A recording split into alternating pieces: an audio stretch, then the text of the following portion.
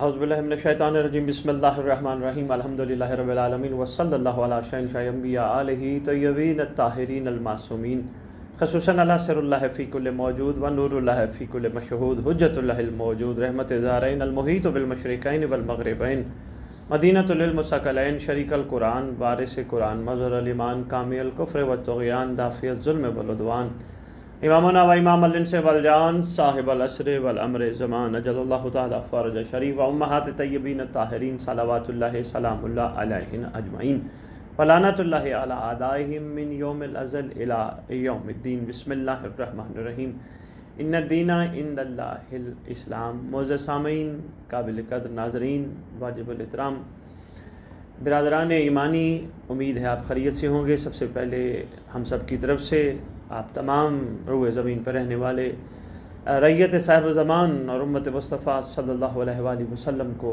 السلام علیکم یا علی علیہ السلام کی ہمیشہ ہر گھڑی ہر پلک مدد. صاحب زمان ہم سب کے ہمیشہ وارث ہوں. امید ہے آپ خیریت سے ہوں گے. آج جمعے کے دن خوبصورت سہانی گھڑیاں جن میں ہم سب سانسیں لے رہے ہیں، پروردگار کی فیوز و برکات جو ہم تک برکت ولی العصر جل اللہ تعالیٰ فرج شریف کے ذریعے پہنچ رہی ہیں، ان سب سے ہم بہرہ مند ہو رہے ہیں، فیض یاب ہو رہے ہیں.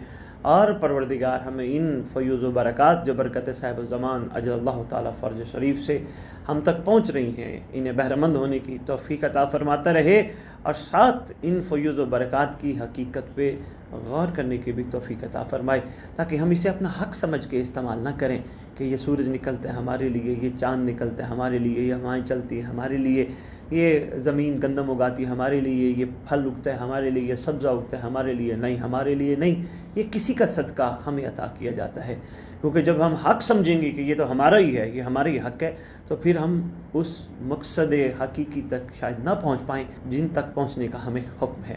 اور دعا گو بھی ہوں پروردگار کی مقدس و معطر بارگاہ میں کہ تمام روئے زمین پر رہنے والے برادران ایمانی جہاں جہاں تشریف فرما ہیں، میری مائیں بہنیں بیٹیاں، میرے بھائی، میرے بزرگ، میرے جوان، میرے بچے جہاں جہاں تشریف فرما ہیں، سب کو پروردگار انہی اعلیٰ فیوز و برکات سے، برکت صاحب زمان سے جو پہنچ رہی ہیں، اسی طرح بہرہ مند ہونے کی بھرپور توفیق عطا فرماتا رہے. اور یہ ان کا احسان ہے، وہ ہم جیسوں پہ احسان فرما کر، کیونکہ وہ محسن بھی ہیں، احسان بھی ہیں، اپنے ولی العصر اجل اللہ تعالیٰ فرج شریف سے منسلک اور مربوط ہونے کا بھرپور ہمیں موقع دیا جا رہا ہے.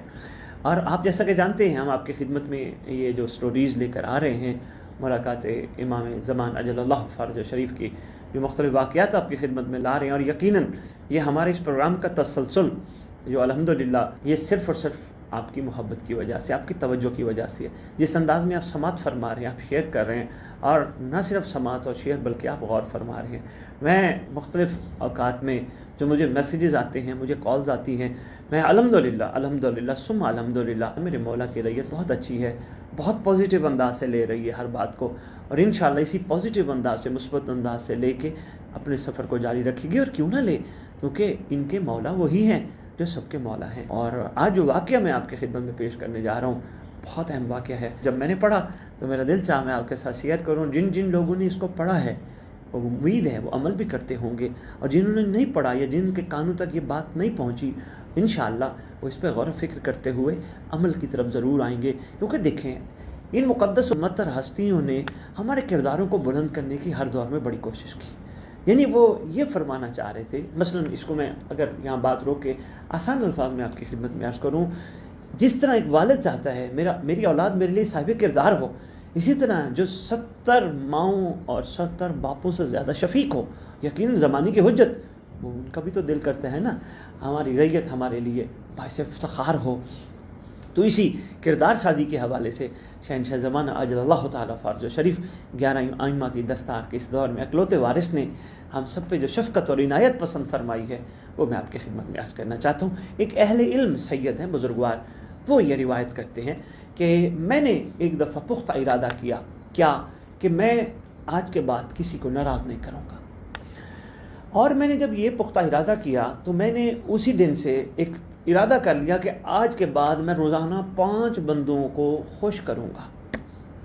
یعنی کوئی انسان ہے نا، کہیں رہتا ہے، کسی معاشرے میں رہتا ہے، جیسے ہم سب رہتے ہیں، کئی لوگوں سے واسطہ پڑتا ہے، آفیسز میں، بزنس میں، بازاروں میں، مارکیٹوں میں، راہ چلتے ہوئے، سفر میں، یا کہیں بھی لوگوں سے واسطہ تو پڑتے ہیں. اور ہم اگر یہ چاہیں کہ لوگ ہمارے مطابق ہوں، مخلوق خدا ہمارے مطابق ہو، جیسے ہم ہیں ویسے یہ ہوں، ایسا تو ناممکن ہے نا. تو اللہ کی مخلوق ہے، ہر ایک مزاج کے لوگ ہر جگہ موجود ہوتے ہیں. تو یہ کہتے ہیں کہ میں نے عہد کیا کہ مجھے کسی بھی موڑ پہ کوئی اللہ کی مخلوق میں سے کچھ جو افراد ملیں گے، میں 5 بندوں کو ڈیلی خوش کیا کروں گا. مثلا وہ میرے سے دل کا حال اگر بیان کریں گے تو میں انہیں اور زیادہ تسلی دوں گا، انہیں ڈھارس دوں گا. بھی کوئی بات نہیں، وقت ایک جیسا نہیں رہتا، کوئی بات نہیں، پروردگار کا ایک ولی ہے جس کی برکت سے انشاءاللہ تمہارے حالات، تمہارے معاملات، تمہارے واقعات، تمہارے سلسلے بہتر ہو جائیں گے. مثلا ایک بندہ آیا، کسی کا غیبت اور کسی کا گلہ لے کے آیا، کسی کی نیگیٹیوٹی لے کے مجھ تک آیا، تو انہوں نے یہ پلان کیا کہ وہ مجھ تک جو لے کے آئے گا میں اس کو تسلی دوں گا. بھی کوئی بات نہیں، اس سے غلطی ہو گئی، میں اس کے لیے ناراض نہیں ہوگا، اس نے میری غیبت کی ہے، میرا گلہ کیا. کیوں؟ اگر میں گندہ ہوں، اگر میں اس قابل نہیں ہوں جو کہ وہ مجھے سمجھتا ہے، تو سزا میرے مولا دینے کے لیے بیٹھے ہیں. تو اس کا یہ بہترین، وہ اگلا بندہ خوش ہو گیا، ریلیکس ہو گیا. اسی طرح کوئی آیا، جی مجھے لنگر کی بڑی تنگ دستی ہے، حالات بڑے ٹائٹ ہیں، تو کوئی بات نہیں، اس کو بھی سمجھا کے بھی پریشان نہ ہو، گھبرا نہ، پروردگار برکت مولانا زمان علیہ السلام سے تیرے حالات بہتر کر دے گا. کیونکہ ہمہ وقت سورج اپنے جوبن پہ نہیں رہتا، ہمہ وقت سورج نہیں رہتا، سورج ڈھلتا بھی ہے، غروب بھی ہوتا ہے. یہ بھی ایک تسلی کا خوبصورت، خوش کرنے کا کسی کو خوبصورت ایک طریقہ کار ہے. ایک اور آیا، یہ میری بچی بیٹھی ہے، گھر شادی نہیں ہو رہی، میں بڑا پریشان ہوں. بھائی پریشان نہ ہو، امام کی بارگاہ توسل کر، مولا کو عرض کر، یہ مولا میری مدد فرمائیے، میرے گھر میں تیری ایک کنیز بیٹھی ہے، میں چاہتا ہوں اس کا بہترین عقد ہو جائے. بندہ خوش ہو گیا، ریلیکس ہو گیا. اسی طرح انہوں نے تہیہ کیا کہ میں روزانہ 5 بندوں کو خوش کروں گا. روزانہ 5 بندوں کو کرتے کرتے کرتے 40 دن گزر گئے. یہ صاحب کتاب لکھتے ہیں 40 دن بعد جب انہوں نے یہ دیکھا کہ میں نے ان 40 دنوں میں 200 بندوں کو خوش کیا ہے، یعنی انہیں ریلیکس کیا ہے، یعنی ان کے ساتھ محبت سے پیش آیا ہوں، یعنی میں نے ان سے جو ناراضگی تھی اپنے دل میں نکال دی ہے، اپنے مولا کی خاطر میں نے انہیں معاف کر دیا، اپنے مولا کی خاطر. میرا رویہ ان سے بہت کمال رہا، اپنے مولا کی خاطر میں نے ان سے محبت کی، اپنے مولا کی خاطر. یہ چیز سوچ کے میں نے یہ سوچا کہ آج تو 40 دن گزر گئے اور میں نے تو 200 بندوں کو خوش کر لیا. یہی سوچنا تھا. ہاتف غیبی سے آواز آئی، کہتے ہیں ہاتف غیبی سے آواز آئی، یہ تیرا جو عمل ہے اتنا صالح عمل ہے، اتنا نیک عمل ہے کہ جس نے تیرے گناہوں کا بوجھ ہلکا کر دیا، اور تیرے گناہ نہ صرف بوجھ ہلکا ہوا بلکہ تیرے گناہ معاف کر دیے گئے. اس پر اس کی جزا میں انتظار کر، بہت جلد تجھے صاحب و زمان کی زیارت ہوگی. اللہ اکبر. ہاتف غیبی سے کہتے ہیں ایک آواز آئی، کوئی پتہ نہیں کہاں سے آواز آئی. یقیناً امام وقت کی طرف سے آواز ہوگی نا، یقیناً بادشاہ ایک زمانہ جل اللہ تعالیٰ فرج شریف نگاہ کرم فرمانا چاہ رہے تھے نا، انہوں نے احسان فرمایا کسی نہ کسی نوکر کے ذریعے، کسی نہ کسی ناصر کے ذریعے، کسی نہ کسی عاشق کے ذریعے، یا بادشاہ نے خود ہی کریمی فرمائی، اللہ نے کسی ملائک کی ڈیوٹی لگائی ہو تو پروردگاری بہتر جانتا ہے. بہرحال آواز بڑی کمال ہے کہ تو نے 40 بندوں کو خوش کیا، پروردگار نے تیرے گناہوں کا بوجھ ہلکا کر دیا، بلکہ تیرے گناہ معاف ہو گئے، اور اس کی پاداش میں اور اس کے نتیجے میں اور اس کے رزلٹ میں بہت جلد تجھے صاحب و زمان کی زیارت نصیب ہوگی. کہتے میں بڑا خوش و خرم ہوا، میں تو اس قابل نہیں تھا، مجھ پر اتنا کرم کیا گیا. پہلے علم ضرور حاصل کیا تھا، عالم ضرور کہلواتا تھا، الحمدللہ عبادات ساری سر انجام دی تھی، لیکن جو چیز اندر سے جو نکلی ہے کہ یہ کام کر کے دیکھوں اپنی زندگی میں، بجائے اس کے کہ مرنے کے بعد، دنیا سے جانے کے بعد پیچھے والوں پہ چھوڑ کے جاؤں کہ وہ میری طرف سے میری میت پہ کھڑے ہو کے معافیاں مانگیں، بہت بڑا عمل ہے، بہت خوبصورت بات ہے. کہتے وقت گزرتا رہا، اسی طرح میں اپنے اس سلسلے کو جاری رکھا. ایک دن میں حمام کیا، میں نے غسل کیا، مگر اس پانی سے جو غصب نہیں تھا.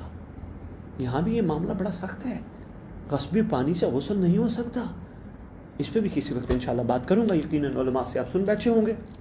پروردگار ہمیں غصب چیزیں استعمال کرنے سے بچائے ہم سب کو، کیونکہ بڑا یہ رکاوٹ ہے. حالانکہ ہم انہیں کوئی اہمیت نہیں دیتے، بھئی یہ عام سی چیز ہے، کوئی بات نہیں یار، خیر ہے یار. نہیں، چھوٹی چھوٹی چیزیں بڑی کاؤنٹ ہوتی ہیں. تو کہتے ہیں میں نے غسل کیا، حمام سے باہر نکلا، کہتے جو بھی میں باہر نکلا پتہ نہیں اندر کیا ایک مسکراہٹ تھی. کہتے آگے گیا تو سامنے امام زمان علیہ السلام پر نگاہ پڑی، فوراً بادشاہ کو سامنے تشریف فرما دیکھا، میرا دل باغ ہو گیا، میں مسکرانے لگا. کہتے وہ بھی مسکرا کے پھر انہوں نے گریہ پسند فرمایا کہتے ہیں بڑا انہوں نے گریہ فزوں کہتے ہیں میں اس سے زیادہ نہیں بتا سکتا امام نے گریہ کے دوران مجھ سے کیا باتیں کی، لیکن ایک فیصلہ میں نے زندگی میں کر لیا کہ اگر امام کی کریمی عنایت شفقت زندگی میں لینی ہے تو کوشش کرو اپنے کردار کمال کرو، اور کوشش کرو مخلوق خدا کو معاف کرو، اور مخلوق خدا کو معاف کیا اور مخلوق خدا کو تم نے خوش کیا تو یقیناً بادشاہ کی زیارت نصیب ہوگی، اور بادشاہ کی زیارت کا نصیب ہونا دلیل ہے کہ تم سے اللہ بھی راضی ہے، کیونکہ اللہ کا نمائندہ جب راضی ہو تو یقیناً اللہ بھی راضی ہوتا ہے۔ تو یہی تک آپ کی خدمت میں نے گزارش کرنی تھی۔ پروردگار ہم سب کو توفیق عطا فرمائے کہ ہم حقیقت کو سمجھ پائیں، اور بہت جلد ہم اس حقیقت پر غور کر کے اپنی مقصد مراد کو پا لیں، اور انشاءاللہ پائیں گے۔ ہم سب ایک دوسرے کے حوالے سے دل میں بیٹھی ہوئی قدورتیں ختم کر دیں، چھوٹی چھوٹی چیزیں فضول ہیں، یہ جسٹ ٹائم ویسٹنگ ہے اور کچھ بھی نہیں، چھوڑ دیں۔ جس عقیدے کا جو مالک ہے اس کو اس کی جزا ملے گی، میرے ذمہ جو چیز ہے میں وہ کروں۔ پروردگار آپ سب کا حامی و ناصر ہو۔ اللہم صلی علی محمد و آل محمد وعجل فرجہم بقائمہم اجل اللہ۔